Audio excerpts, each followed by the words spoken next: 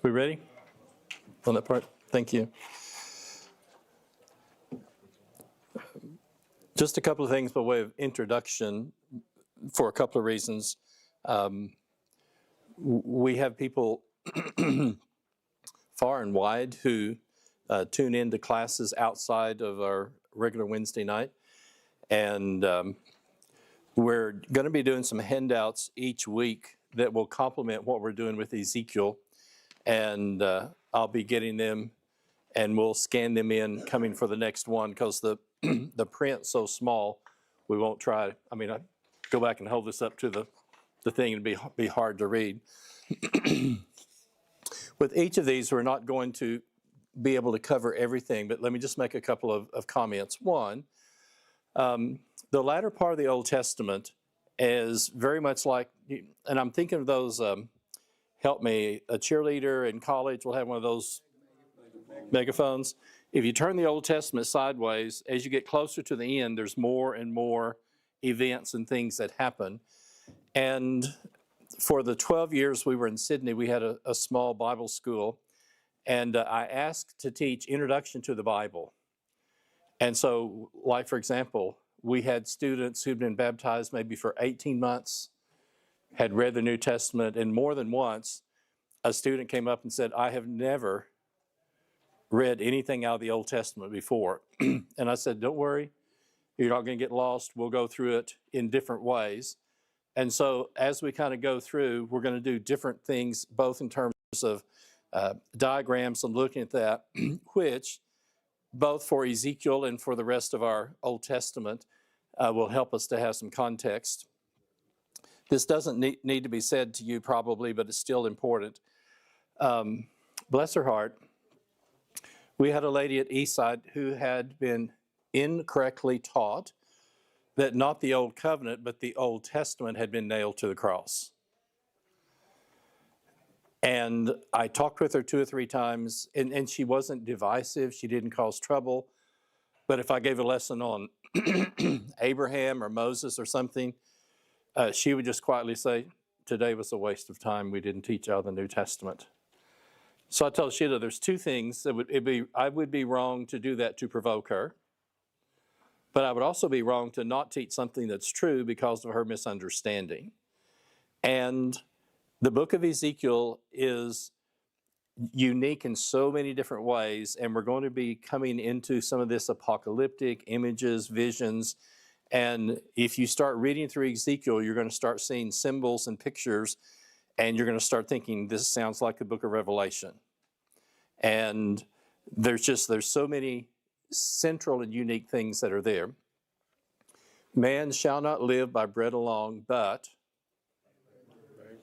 every word that proceeds from the mouth of God. And as we're going to see tonight, we're just going to kind of introduce prophets in general, which will start bringing us to Ezekiel. I'm not going to try to cover all of the chapters while we're doing this. We're going to select different things. But let me just say this. If you haven't read Ezekiel for a while, brace yourself before you read chapter 23. My dear friend Charlie Powell at Britton Road, we just talked and studied a lot. And I called him one Monday and I said, Charlie, how you doing? He said, I'm still just kind of shaking the dirt off of me because we were doing chapter by chapter and I did chapter 23. It's one of using teenage generation in my age, it's one of the grossest chapters in the whole of the Old Testament. The immorality, the idolatry, the harlotry of God's people is described in graphic terms. We're probably not going to do that.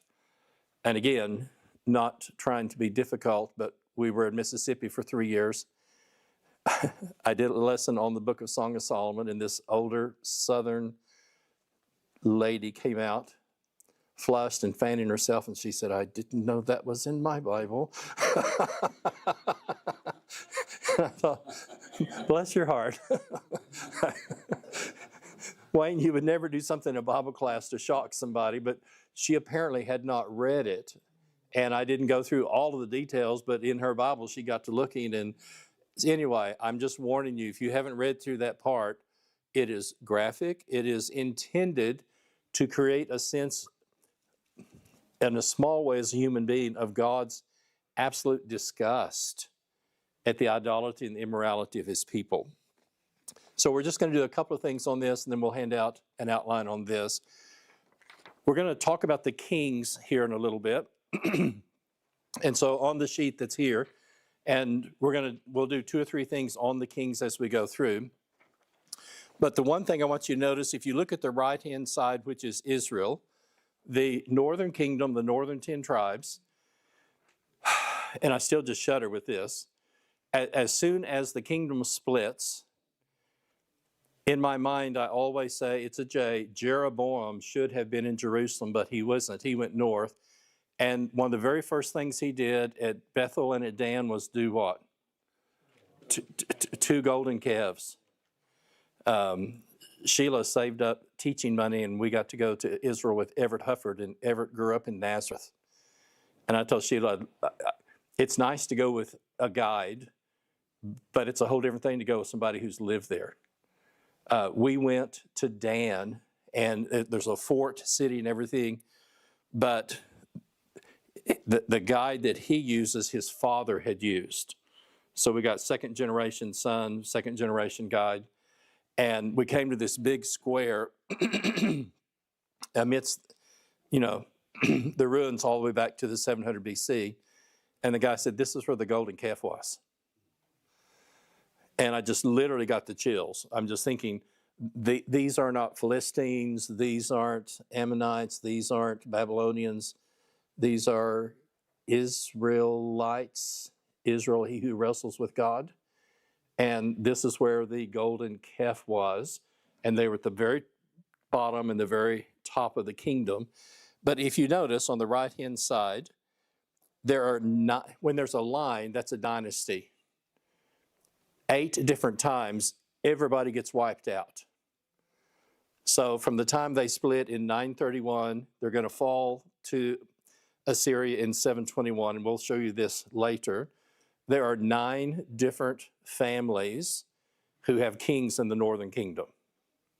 On the other hand, and this is our interest both from Matthew 1, remember David was told, someone will be sitting on your throne.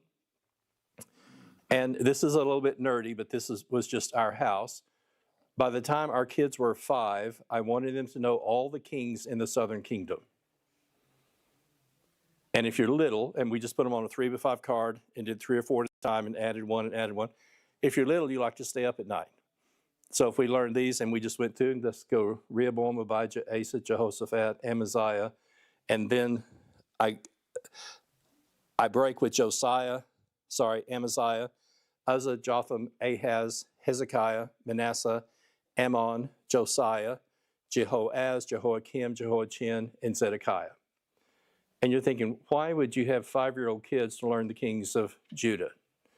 Well, as we're going to see, typically as you open a prophet at the very first section, he will give the kings that were reigning, especially in Judah, during his ministry. So if you know something about the order of the kings, then you have some context for where the prophets fit in. And so we'll just read some of these tonight, but I wanted to give you this to take home and kind of look at it.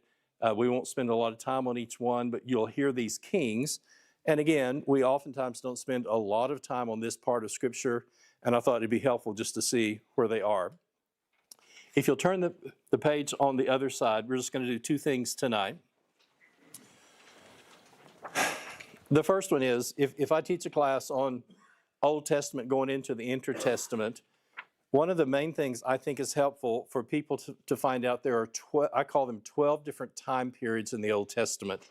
And if you look in this upper left-hand corner, these first ones are just going to follow in sequence with the books that we have as you go along. There are other words, I can't even remember what they are now. I just like pre-flood and post-flood. Antediluvian, you'll just hear different stuff occasionally. Again, working with people who've not read the Old Testament, So you can just kind of sense this in the book of Genesis. There's the time before the flood, the time after the flood. The patriarchs are going to begin, and so you're going to have Abraham, Isaac, Jacob. Then you're going to have Perez, Hezron, Ram, Abinadab, Nahshon, Salmon, Boaz, Obed, Jesse, and then you're going to come to David. And that takes you from Abraham down to King David. But number 4 is going to be Egyptian captivity. 400 years. God's going to tell Abraham 4 generations, and my people will be brought back here. And just to keep what God said, that's what happened. The wanderings in the wilderness, the conquest of Canaan, and then the period of the judges. So we've basically gone straight through. But what is helpful to me is that when you come to the United Kingdom, okay, Saul, David, Solomon, these are the books of history. And again, I'm sorry. I do not want anyone to think I'm talking down to you, but this is against what I did with my kids. I said, Samuel anointed the first, and we literally do this, Samuel anointed the first king, and so you're going to read about Saul in 1 Samuel. Samuel anointed the second king when he was a boy, so if you want to read about David, then it's going to be in 2 Samuel. We jump ahead a little bit. The 12 tribes split in 1 Kings 12. So the third king is going to be Solomon, so he'll be 1 Kings 1 through 11. And then starting there, then we have the 2 kingdoms as they go through. And so number 8 is the United Kingdom. So we'll have 1st and 2nd Samuel, 1st Kings, and our books of poetry. Some wonder if Job is maybe a contemporary even back as far as Abraham. But when you look, Psalms, Proverbs, Ecclesiastes, Song of Solomon, they're going to be written during that time. And then here's where, again, the expanse starts and things start getting thicker. We're going to do this again in a different way.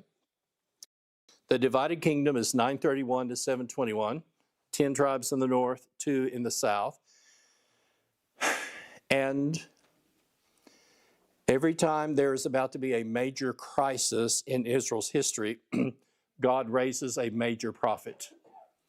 So if you look at the ministry of Isaiah, his ministry is from 740 to 700, but right in the middle in 721 is when the northern 10 tribes are carried into captivity. Everybody okay for a second? So right in the middle of that. But again, with small children, I said, if you have a little southern boy, maybe got a piece of straw in his mouth, he's going to say, hi, Ma. Hosea, Isaiah, Micah, and Amos are contemporaries. Hosea, Isaiah, Micah, and Amos. God is going to send 4 prophets to do everything he can to keep the northern 10 tribes from going into captivity. And they refuse to listen. Then we're going to have Judah alone. And the major prophet here is going to be Jeremiah. And we always did this. Jeremiah is the weeping prophet because he's a godly man living in the midst of this immorality. He is so upset, he writes a lamentations. But if you'll notice, Habakkuk and Zephaniah are also raised by God to try to keep Judah from going into captivity. So here we are, Babylonian exile. Judah is finally carried off, and we'll come back and look at the times and the dates. Daniel is carried off first, and Daniel is carried off as a young man in 606. Nebuchadnezzar conquers Jerusalem. And then they rebel again in 598, 597. Nebuchadnezzar comes back a second time, and Ezekiel is carried off. Now, we'll come back to this. Babylon is roughly 900 miles from Jerusalem. They can't go as the crow flies because it's desert. So they have to go up the Fertile Crescent, up to the top, and then come down. Wayne, I've oftentimes thought, and we don't know exactly how old Daniel was when he's carried off. Would you want to look back one more time to see Jerusalem before you're carried off to a foreign land? that you never, ever, ever come back from? Second conquering of the city, Ezekiel. Daniel's going to be in the royal courts. Ezekiel is carried off, but he lives among the exiles. So Daniel's in the royal court. Ezekiel's going to be among the people. And then Jeremiah keeps saying, surrender, surrender, surrender. He's thrown in a well. He's beaten. All kinds of things happen to Jeremiah in Jerusalem. And so in Jerusalem is going to be Jeremiah, and Ezekiel is going to be in captivity in their contemporaries. And I'll go ahead and just, it sounds like a good country and western song. God's going to say, they have foreheads of flint and hearts of stone. Can't you imagine a guy talking about his ex-girlfriend and says, you know, she's hard-headed and hard-hearted. And these are the captives.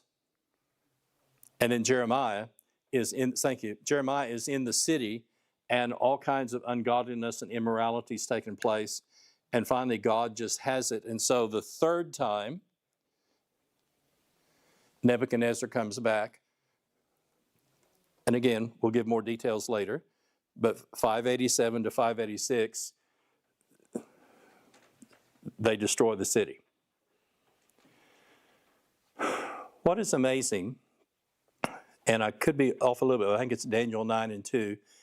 Daniel is reading from parts of the book of Jeremiah in captivity. So again, do this. Jeremiah is the weeping prophet. He is in captivity. One of the saddest chapters in the Old Testament is after the Babylonians have left, Jeremiah keeps saying, stay here, and they virtually kidnap him and carry him to Egypt, with him protesting all the way. And he just says, no, God said, stay here.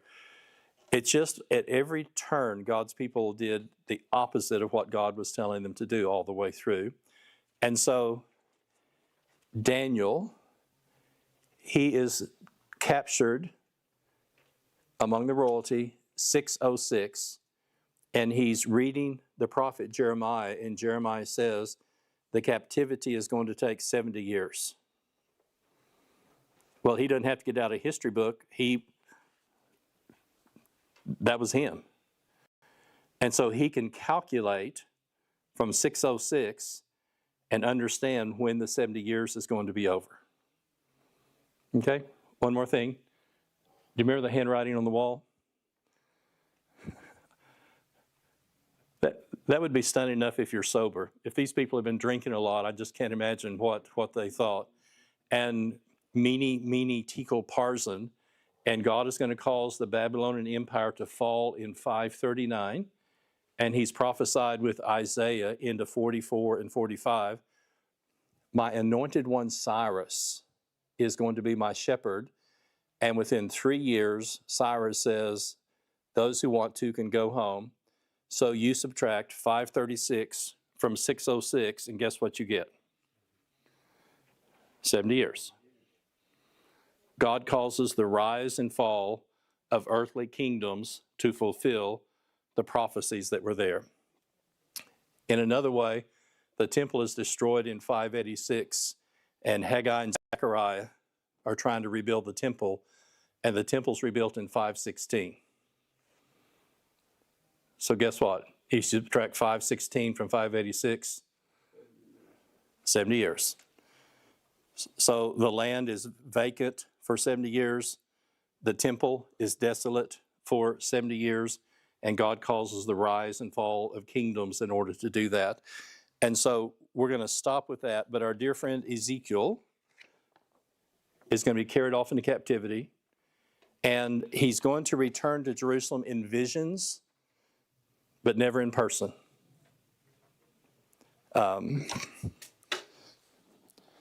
Some of our earliest missionaries to Africa, get a couple guys, get it.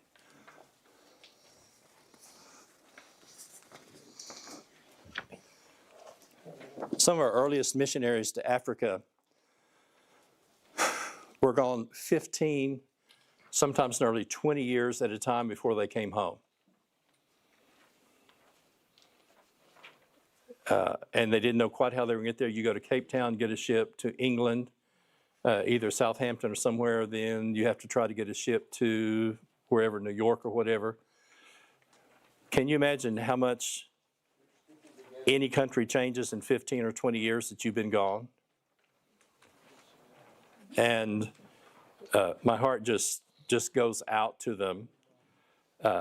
Ours was miniature in comparison. Our agreement was Eastside was that we'd be in Australia for 3 years at a time. But even in 3 years, a lot of things change. I totally understand when some of our guys in the military kiss the ground when they get home for what they've been through. And what I want you to just kind of sink in as we do this, here are these two wonderful, wonderful young men, carried off probably late teenagers, because Daniel's going to go into the University of Babylon and be a star student, so he's not a little kid. And they never go home. And they are going to be faithful all the time they're there. Last, just kind of conceptual thing. Do you remember Genesis 37 through 50? God is going to send a young man to Egypt totally against his will. And I just try to imagine being 17 years old and being in an Egyptian prison. This is just me. I would just clench my fist at my sorry brothers. And here I am, 17 years old, prime of life, and I'm rotting in prison. And at 30, I would have messed with those brothers more than he did. But at 30, here they come. But toward the end of his life, what did Joseph say? You meant this for harm, but what? God meant this for good. And just from a human point of view, that didn't happen the first week he was in Egypt. But notice, when God's going to preserve his people going south into captivity, he's going to send a young man named Joseph. At the end of the Old Testament, when God's going to try to preserve his people in captivity in the north, he's going to send Daniel into the royal court, give him visions of the next 400 years till the coming of the Messiah. Remember the statue? And then here's going to be coming Jesus, and Ezekiel is among the people. And can I do a parenthesis with my hands? You see what I'm saying? When God sends his people south into Egypt, he sends Joseph ahead of time. And before the bulk of the people will go into captivity in the north, then Daniel sent in 606, Ezekiel is sent in 598. And so they're there when the bulk of the rest of the captives come. And like I said, as far as we tell, they spent their entire lives in captivity. I just don't have the words to express my appreciation and gratitude for their faithfulness, because it'd been so easy just to blend in and lose your identity. So we'll just highlight some things, leave this for part of the Bereans to read more of the details. God calls them my servants, the prophets. And that's a term that's going to be used in many different cases. 2 Kings 9:7, I may avenge on Jezebel the blood of my servants, the prophets. The northern tribes go into captivity in 1 Kings chapter 17. Sorry, it's 2 Kings 17. Notice the highlights. The Lord warned Israel and Judah by every prophet and seer, turn, keep. I sent my servants the prophets. They would not listen. They were stubborn. They did not believe. They despised. They went after false gods. They followed the nations. They abandoned the commandments. And we're going to do, and may even do this next week, we're going to just stop and just kind of take a pause to say, it's really helpful for us to understand the mechanisms of the Baal worship. A guy is plowing in Syria, I should know, 1920s or something. He hit something with his plow, and he virtually discovers an entire Baal library of clay tablets who had been hardened, but they had been in the ground for hundreds of years. And I know this is a silly way to say this, but Can I talk about the Cold War, America and Russia? If all you had was America's point of view, that would be valid, but can you imagine hearing from the Russians for the first time if you had lost the documents?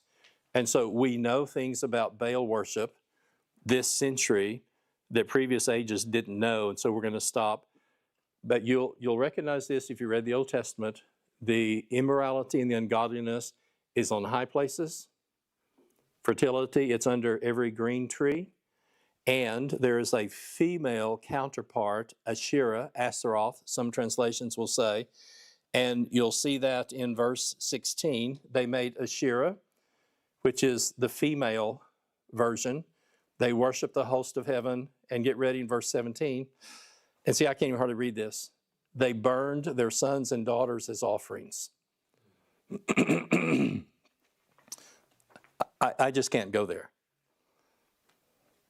I mean, and I'm not trying to be silly. We've all been upset with our kids.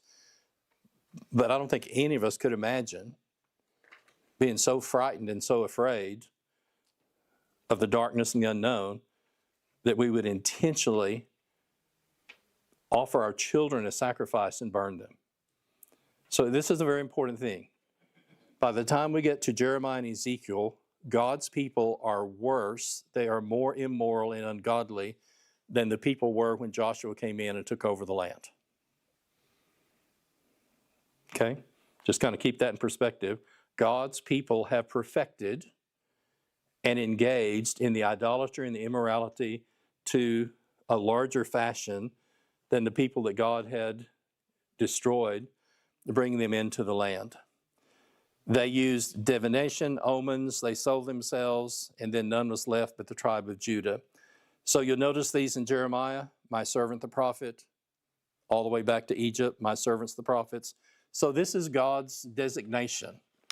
And it's a group of men typically, but that's God's expression for them.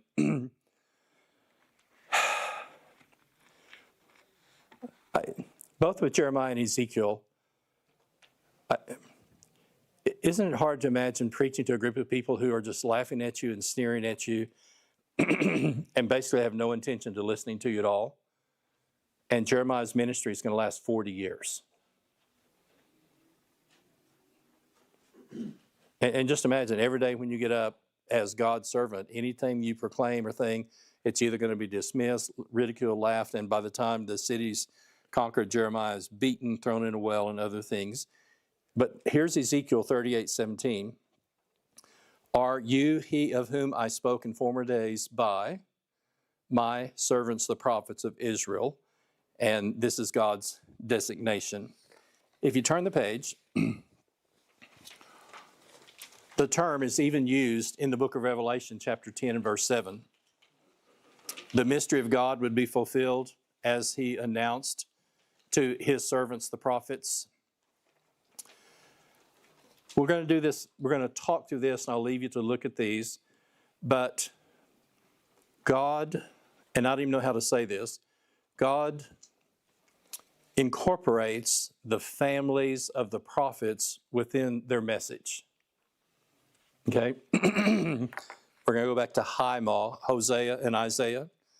Hosea is the only prophet who lives in the northern kingdom. And sorry, I don't want to insult anybody. God tells him to go marry a prostitute. And again, I've thought about this for years. I said, God, can we at least have a blood test? Are you sure? Would you? Surely not. And did you know that she said, golly? Your kids and grandkids wouldn't get it. But as we worked through with our kids on these, Hosea married Gomer, and his wife just kept saying, golly. Take a wife, this is 1:2 of Hosea, marry a lady of the street, take a wife of whoredom, have children of whoredom. The land commits great whoredom by forsaking the Lord. So he went and took Gomer, and she conceived and bore a son. So the first one's going to be named Jezreel. That's going to be the place of punishment. She conceived again and called her name No Mercy, Luroma. I will no more have mercy on the house of Israel to forgive them. When she weaned no mercy, in 1:8 she conceived and bore a son and called his name Not My People, Lo-amah. You are not my people, and I am not your God. After having the 3 kids, she goes back on the street. And God says, Hosea, I want you to go buy her back and bring her back as your wife, and you act like nothing has happened. Do you see what I'm saying about God incorporating the families of my servants, the prophets? Jeremiah is in Jerusalem, and God says, nope, do not marry. When you read Lamentations and part of Ezekiel, I don't remember how long the siege was, but they've eaten everything that's possible. Gross. Mothers decide we're going to eat your child this week. I mean, we just can't even hardly go there. And so Hosea is going to marry a prostitute. God tells Jeremiah, do not marry. 16:2, you shall not take a wife, nor shall you have sons.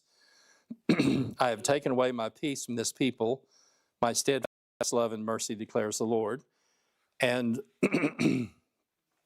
having been in ministry for 5 decades, wouldn't it just be nice to come home and at least your wife was on your side?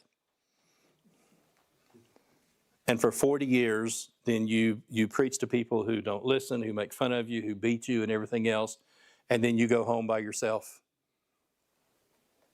And in hindsight, we would rather not be married than have our wife starving to death. But my servants, the prophets, that's what God asked him to do. When you turn the page, and I literally have just cried over this, they're in captivity. How long it's going to take to get a messenger from 900 miles? And God says about the announcement of the fall of Jerusalem, tonight, the delight of your eyes will be taken from you in a stroke.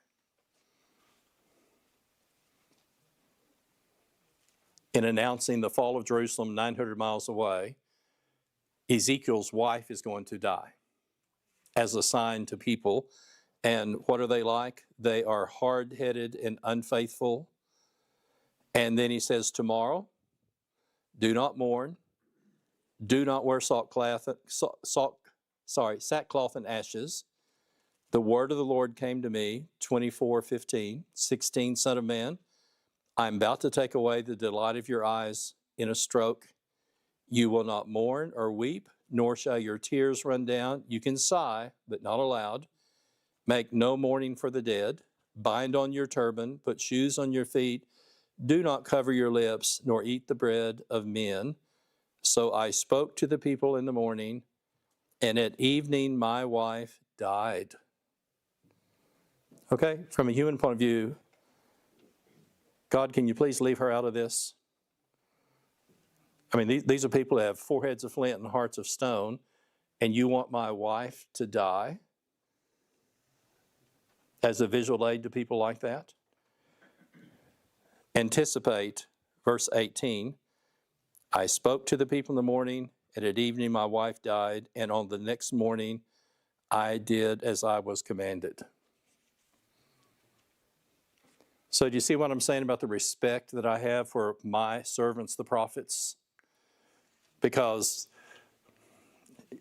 I'm going to use our term visual aid. Well, and the people are going to ask, well, what's wrong with you? Why aren't you, well, and then that gives them a chance to talk about the coming destruction of Jerusalem, which is going to be such a horrible thing, but then Jeremiah is in the city of Jerusalem. So most of this next part I'll leave you to look at, but remember when I gave you the list of the kings? In the future, anytime that you read a king, if you'll notice, usually in the first or second verse, then the kings are listed.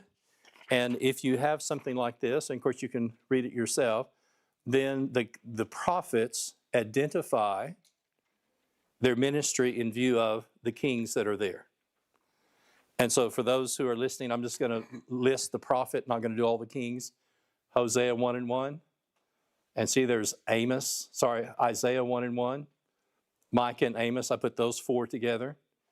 And then Jeremiah in the days of Josiah, who was the last good king. And then Zephaniah 1 and 1. Josiah. Daniel is going to be in the third year of Jehoiakim. And then Ezekiel on the 5th day of the 5th year of the exile of King Jehoiachin. One of the kings, and we'll come to this later, is going to be carried into captivity. And so most of the time, priests were not allowed to serve in formal positions in some areas until they were 30. So Ezekiel comes from a priestly family, but he's, what do we say, pre-priest? He's not quite old enough to be a full priest, but he's been trained in that when he was in Jerusalem. And then God is going to, by visions, it's as if he picks him up and takes him back. And there's going to be these visions about the temple and the idolatry and the immorality.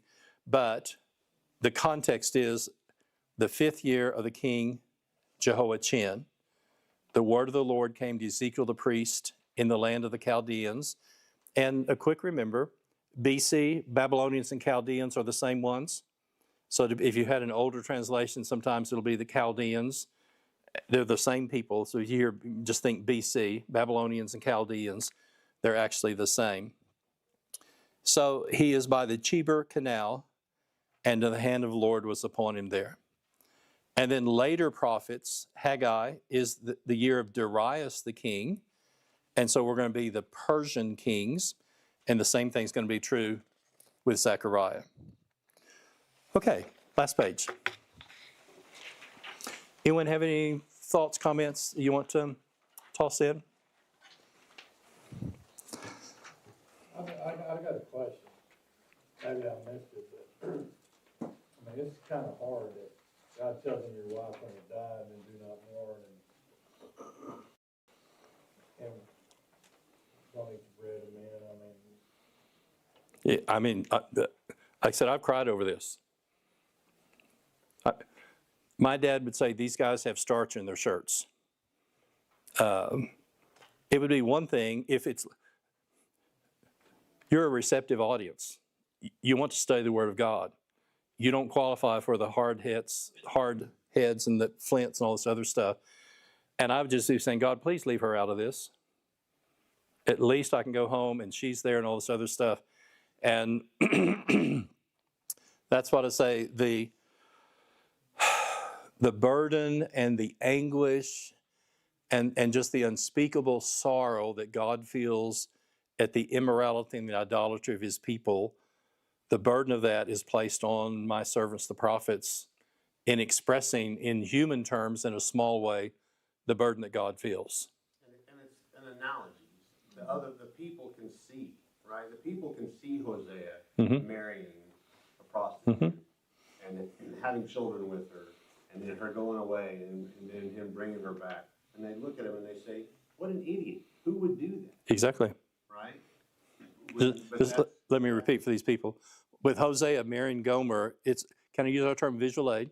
The people can see that, and that becomes a part of the teaching. He's going to teach by mouth. But remember, Jesus taught by parables, but he also taught with miracles and life. Go ahead. And the same thing with the wife that died, right? Because the analogy again is that Israel is God's bride, right? And so when they're carried into captivity, the northern and the southern kingdom, it's as if they died, right? And so if he doesn't mourn for his wife, the people look at him and they say, look at this cold-hearted guy, right? But that's the same way that God looks at Israel and Judah Judah and Israel when they are taken away, because they brought it on themselves. Yes, and I have to be really. Occasionally, I talk to people about this angry, vengeful God in the Old Testament, and the reality is his patience and his suffering and the suffering that his messengers went through. Only after doing this, and this, then God finally sends that. And so you can see the point that people are going to come and ask him, well, why, everybody knows, because they're a community. Everybody knows she died, so how do you explain what you're doing? And that gives him a chance to say, thus saith the Lord. And then the news is going to come about the destruction of Jerusalem. And it's been in captivity, but against hope. They're all hoping maybe God's going to deliver them. Maybe this won't be the end. And as you come close to the destruction of Jerusalem, 900 miles away, then this is what happens with the prophets. So the name El Shaddai's, God is strong. Anytime you hear El in a Hebrew name, we've done this in other classes. Israel wrestles with God. Bethel, house of God. Ishmael, God hears. Samuel, heard of God. Daniel, God is my judge. Ezekiel, God strengthens, God is strong. 93 times Ezekiel is called the Son of Man. This is the one term from the Old Testament that Jesus uses to describe himself. And if you know the Old Testament, the suffering that the servants of God went through is going to be very parallel with what Jesus goes through. Can you imagine if he went around calling himself Son of God? They had enough trouble with him. Oh, he's Beelzebub, possessed with a demon as it is. He can't go around calling himself Son of God, even though he is. So he goes back. Daniel's going to have an expression about this, but to my mind, as much as any prophet in the Old Testament, Jesus' ministry is going to be a lot like the ministry of Ezekiel, the Son of Man. They're called to speak to rebellious people. We'll come back to this. You'll notice they've rebelled. I'm in 2:3. They have transgressed. They're impudent, stubborn. You will say, thus saith the Lord. And whether they hear or they don't, they will know that a prophet has been among them. Whatever happens, say, thus saith the Lord, and you present to the people what's going to happen. The house of Israel will not listen, Ezekiel 3:7. They have a hard forehead and a stubborn heart. And later we're going to talk about, I'm going to give them a new spirit and a new heart. And Jeremiah's going to be talking about the same thing. This is going to be the part of the comfort. But notice Ezekiel, and I'm right in the middle. The words that I speak, receive in your heart, hear with your ears, go to the exiles, to your people, speak to them and say, thus saith the Lord, and whether they hear or refuse to hear. The Spirit of the Lord came upon me. I went in bitterness, in the heat, the rage of my spirit. The hand of the Lord was strong upon me. I came to the exiles, dwelling by the canal. I sat where they were dwelling, and I sat overwhelmed among them 7 days. So get prepared. There are times that God causes the prophet to be mute. How can you be a prophet and not be able to speak? This sounds kind of like Job's 3 friends. They were good friends until they opened their mouth. But in this case, he's just overwhelmed. But both in terms of both ministry and us working with people, Daniel's in the royal court, Ezekiel is sitting among the people. Daniel's getting all these wonderful visions, and Ezekiel's going to have the call to minister to people who are stubborn, hard-headed, hard-hearted, and regardless of their response, then I want you to speak. So there's the term 2:2. Jesus calls himself the Son of Man. Matthew 30 times, Mark 16, Luke 30, John 13, mentioned in Acts and Revelation. So there's a parallel in that Jesus is going to get some of the same reception with many people that the prophets got. And that's a big part of why the parables were taught. And you'll see this in Matthew 13 through 15. You speak in parables. They will hear but not understand. They will see but not perceive. Their heart has grown dull. Their ears can barely hear. Their eyes have closed. And look at this. lest they should see with their eyes, hear with their ears, understand with their hearts, and turn. Do you remember in Luke 4, Jesus goes to his home synagogue, reads from Isaiah 61, and they're just shocked when he says, today this prophecy is fulfilled in your hearing?